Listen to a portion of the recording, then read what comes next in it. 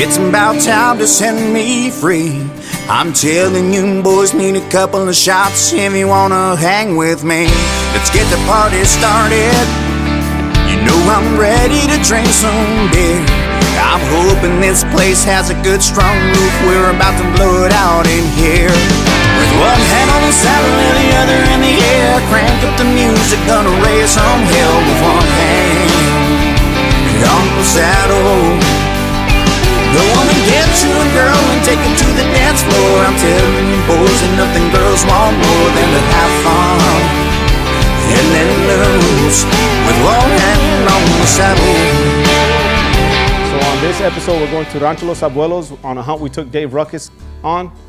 And we were just very fortunate to have the opportunity to take him out. You know, it's been a long time that we've been planning and been wanting to take him out there just to have a good time and enjoy himself and you know, to get his hands on something nice. And so yeah, I've known Dave for a few years now. I actually met Dave for the first time through a mutual friend, JJ, who was having a birthday party for his daughter over at a ranch, and met him for the first time there, and you know, it was just kind of like in passing. And then over time, I became real close to a brushmate brother of mine, Moses. And Moses was always talking about his buddy who played damn good music, who was really cool, real down to earth, somebody that I had to meet, and you know, come to find out it was Dave again. So it was pretty cool how things came full circle, and we were able to link up with him and collaborate in different projects and do different things together. How did I meet Brushmate, the team Brushmate? I had gotten invited by Jerry Duenas. Bricks, they were opening up a hardware store, a feeding hardware store over in Benavides, Texas. And they invited us to go, they were celebrating their grand opening, and they asked us to come out and be a part of it and play some music for, you know, all the people that were coming, the locals and everybody that was involved in opening Bricks. So yeah, we went out there, we played for them during their grand opening. We had a great time, had a great response. And I was introduced, of course, to Luis Garza, to Matt, and Mr. David Garza. We had a great time there at the grand opening. And then we actually, after the event, we went out to Rancho Patron, which is Luis Garza and Matt's ranch. So we went out there and we had a great time there. We played a little bit more music, had a great time. We got to meet everybody, some of their really close family and friends, and we just clicked. It just hit, and you know, we became great friends. You know, and we just started communicating a lot, and we started talking about hunting and how much we love to hunt. And I was invited to come out for a hunt out at Rancho Los Abuelos by David Garza. It's a ranch out there in Benavides, about 700 acres. So it'd been kind of hit or miss, you know, because of course they're busy during the hunting season, and then we're playing music, and you know, it would never work out in the weekend or during the week, and we wanted to go out and hunt. So finally one weekend, just kind of out of the blue, David messaged me on Facebook Messenger and says, hey, you need to come out to the ranch, play some music, and to come out and hunt. And I said, I just so happened to be off that weekend, so I said, you know what? I said, let me work it out. I said, I'm gonna get a hold of Jerry, see if Jerry's available so we can go out to the ranch and hunt. So it just so happened that it all worked out, the stars aligned. So anyway, thanks guys, and check out the video. Hope you guys have a great time checking it out. I enjoyed it. I hope you guys enjoyed just as much.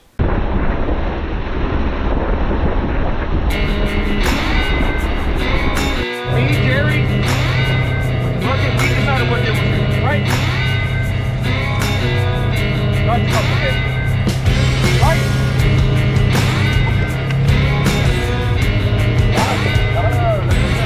I'm here for the comment. And so Saturday morning, it worked out that we were going to go on a Saturday morning, and the weather had been really nice, clear, and all that good stuff. And Saturday morning, I get up in the morning. As a matter of fact, I had talked to Jerry the night before, and we had planned it all out here. We're leaving at this, 5 o'clock in the morning, 6 o'clock to be out in Benavides by 6 o'clock, so we can get out in the brine and all that good stuff. So get up early Saturday morning, and guess what? It's drizzling, and it's like super cold. The front end blown in, and it was, I think that morning it was about 36, 40 degrees or something like that. It was super cold, but it was perfect hunting weather minus the drizzle. So anyway, we end up heading out there to the ranch, and we get there, and David and who ended up being my guide for the day, a guy by the name of Pete Gonzalez. They had gone out to go hunt another ranch earlier that morning. So we hung around and we're there in the cabin and just waiting for them to show up. So they finally get there. We get geared up, we get it set up to go out to the blind. So we get in the gator and we're cutting up. As a matter of fact, now let me backtrack. So I took a rifle out there.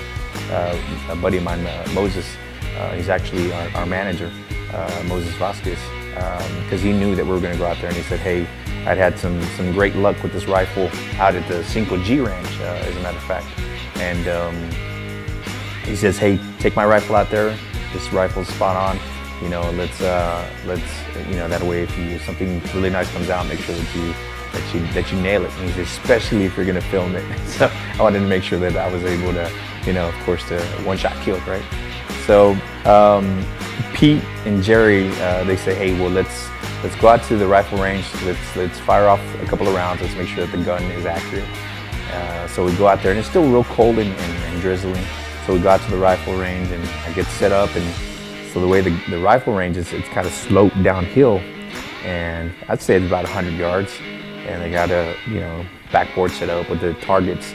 And I felt like I was in the movie American Sniper and all that good stuff, because Pete says, all right, left target, dead center, send it. And I'm pumped. And and of course, I mean, I know all these guys that are out there are all, you know, great experienced hunters, and I didn't want to look like a fool, right? So I'm like crossing my fingers hoping that I don't hit way off the target. But he says, all right, left target, dead center, send it. So I just take a deep breath and I look straight down that scope and I fire off a round, and he's looking through the binoculars, and Pete says, bro, he said, you just hit dead center, dude, bullseye. And I'm like, I thought he was kidding, right? But no, he wasn't kidding. So the rifle was on the money. So we were pretty confident that rifle, you know, that it was gonna be good, it was gonna work out. That way when we went out in the blind, you know, we were gonna be successful. We're all in here, son. I know you're not in here.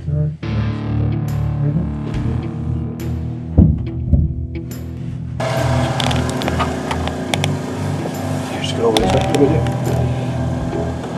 Okay, put your gun right behind you. So you want to really left on.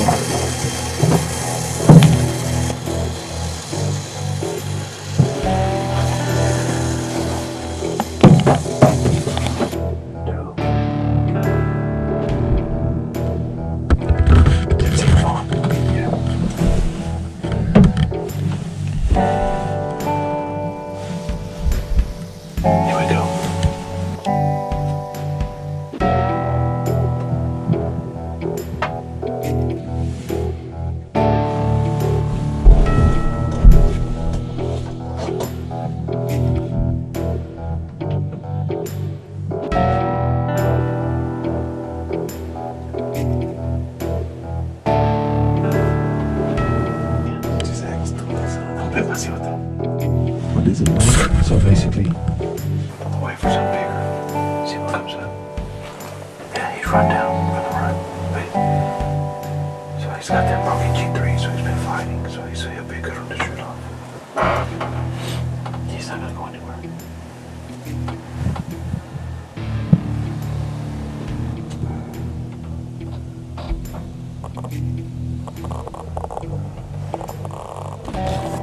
Yeah, so he said that he saw a lot of eights down that's in the other side. And actually no one's hunted this blind through the whole season, actually. Yeah, contrary to the Game Guard, Ranch King and David's blind out here. Look at this motherfucker. Oh yeah, now we're talking, baby. Oh yeah. Look at this fucker. Not bad. Yeah. He's a young superstar. He's what? He's tagged. He's young superstar. No. He's a young buck. So we finally get out into the blind. It's cold, and we're having a good time. And we get up in the blind, and we're sitting there.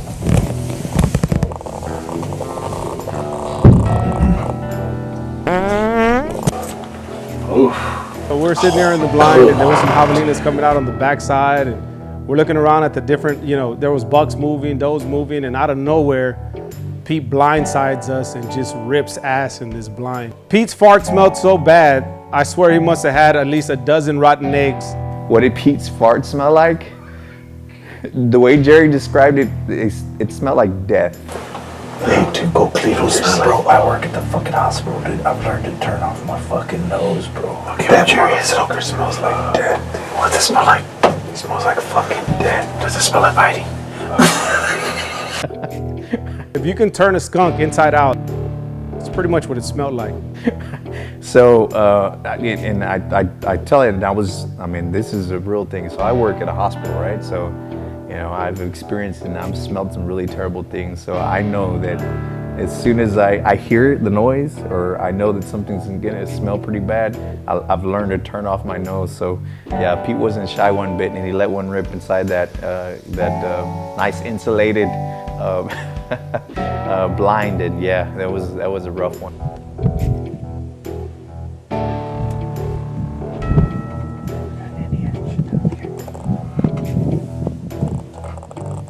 We see a couple of really nice bucks, you know, young bucks that come out.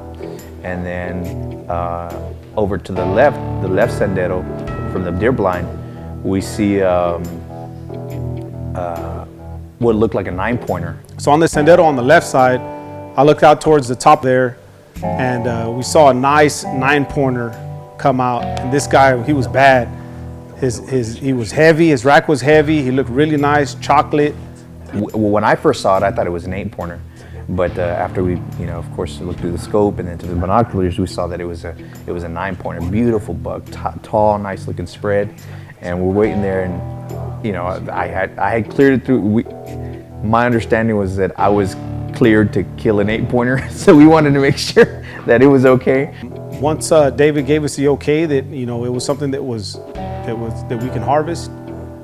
We started setting up for that shot, and you can tell right away that Dave was, man, his heart was racing. He was breathing heavy. Tell you what, if he comes close, we may shoot him. He's a bad boy. Dave, you hear me? Yeah, fuck him. How far is he right now? Hold on. Oh, would you mount him? Yeah, fuck yeah. So I'm sitting there, I'm looking down the scope, and I gotta say, like, Pete was my emotional support, because my adrenaline's going 100 miles an hour. I'm getting buck fever. I'm freaking out. Look at him. Yeah, you already get a buck fever. I already told you to shoot, yeah. Look, culero.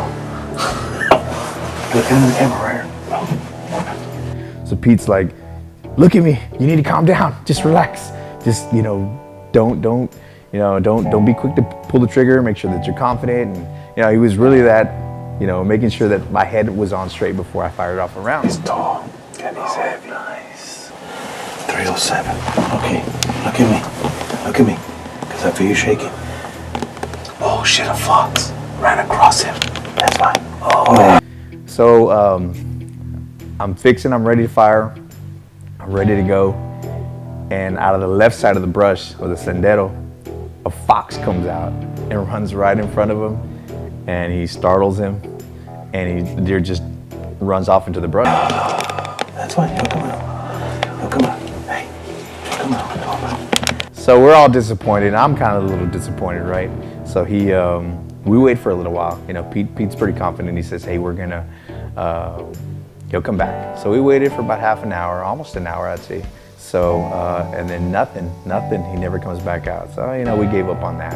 At the sendero that was straight ahead of us, we finally see this really, really great looking 8-pointer, and he comes out. We sight him in, he's about 248 yards. I'm sitting in a chair, it's one of those elevated chairs that goes up, and me not being that tall of a guy, I don't feel that comfortable. So of course, Pete and Jerry, they're like scrabbling around, and keep in mind, we got cameras in there, and we got audio and all that kind of crazy stuff, and then a couple of different rifles and 3 chairs, and we're like trying to make it happen. So they're tucking bags under me, they're putting all kind of stuff so that I sit comfortably. So I finally sit there, and I got that one rifle set up ready to go, and Pete tells me, "Hey, are you positive? Do you feel 100% positive with this rifle?" And I said, "Well, yeah." And he said, No. He said, so he's like, "Let me get my rifle." So Pete just happened to have his rifle in the blind also. So he pulls out this, it's a 28 Nosler, and he pulls it out. And I swear, when when he pulled it out of the case, you just hear like, oh. So I was like, okay, this is legit, right? So he gives me the rifle, and I'm set up. I'm ready to go. We put one in the chamber, and he says, okay. He's like, let me dial you in. Let me get you ready to go. We're off safety already. Nope, no, we're not. Hold on. When he turns, no hurry. I'm gonna let him keep fucking walking. Let's go on safety then. Keep coming, bitch. All right, Papa, whenever you're ready. No hurry, no hurry. You comfortable? Hold on. I'm really good right here. Oh, yeah. Fucking shit, bro. So I could see the deer nice and clear into the scope, but he starts dialing in, and that deer came in. It looked, I swear, he looked like he was in HD right in front of me. Fucking shit, bro. Really? Tell me when it's clear. I lost a little clearance. I'm not as clear as I was. There you go. You clear? Yeah. I fire off a round, and I remember I shot straight through. I looked at the scope, and I didn't see the deer anymore. And then Pete laughs, so I think I missed.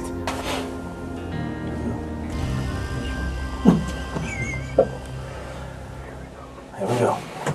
Give it to him. As soon as he gives it to you. Right in the shoulder. I fucking missed. You dropped him. I was like, I missed, and I was like, man, I'm gonna look like a clown. I missed in front of these guys. It's on video and all that good stuff. And I said, when am I ever gonna get this opportunity again? But after he laughs, he says, no, you got him. And I said, are you sure? And he says, yeah, you got him. You fucking got him, bro. Did I get him, bro? He's got him. Let's just wait till he gets. Look at this guy.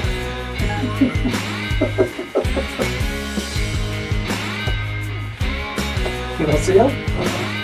He's right there catching. He's on the ground. What did he say? Oh yeah, he's gonna run. Oh, there he is. Yeah, he's gonna run. Nice. Yeah, baby. How did that feel? It felt good, man. It felt good.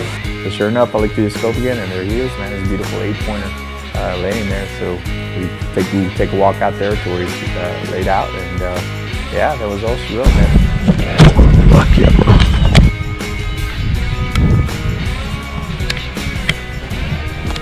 Oh, you still got both people?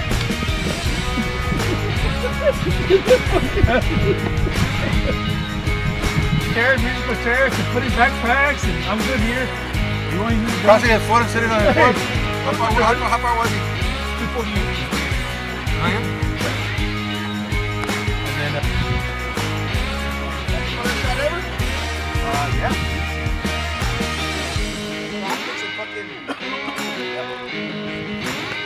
all right, just give me the horns up. So I'm going to try to load up a coat here.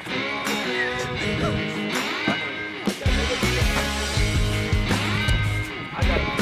I got it up. That's why you don't worry about outlaw hunting. I got it down. Move. Move. Oh, let go. Got him on the gauge, came back, and then I saw one of the most amazing deer screening processes that I've ever seen in my life. So Pete has this thing where he does it with a surgical scalpel. I've never seen it done before, but it was the cleanest thing ever. It was just such a great experience, meeting guys like Pete and some of the other guys that were out there at the ranch and David's family, and it makes for I've visited a whole bunch of different ranches, and but what makes for the experiences, the memories that you make going out to some of these ranches and just cutting up and having a good time, and just the comfort and feeling at home when you go somewhere. And that's what I felt going out to Los Abuelos. To the heart, it'll make a difference. I'm gonna marry you before the week is through, and I have a little money saved. So pack your bags, 'cause I can't explain the 2018 hunting season. It was just such a wonderful experience for me. I got to visit a bunch of beautiful ranches. People in their whole lifetime they don't get to visit some of these amazing ranches, and I was just really fortunate to visit places like Patron and visit Los Abuelos, Rukkus, some of these ranches. That's what being Brushman is all about. It's not necessarily about, you know, what you're going out to kill or to hunt or things like that. It's just the entire experience of going out, you know, to the ranch, being out there in the brush, being out with your family and with, you know, good friends, and just having a good time and making those memories that, you know, that stick with you. And so it was just cool to have Dave sharing that experience and to have him a part of our family, and to be able to just share those moments together. I was just so blessed and honored to be able to hunt some of these places, and especially to meet some wonderful, great people that, you know, have not just become friends of mine, that are now family. You know, we're family of the Dave Rukkus Band, and we're just so excited for the 2019 season, and we can't wait to see what memories we make next.